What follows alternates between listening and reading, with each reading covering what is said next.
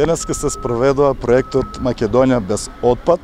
Тоа е национален проект, се одвива во сите градови во Република Македонија.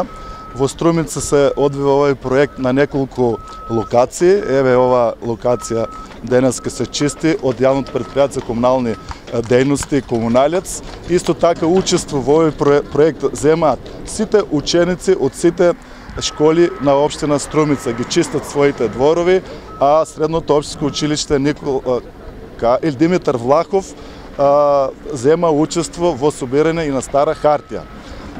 Целта на овој проект е да се ичисти Македонија од отпад на несеодветни места и секако и да се подигне свеста на граѓаните на Република Македонија да не фрлат отпад, бидејќи ја загадват својата околина.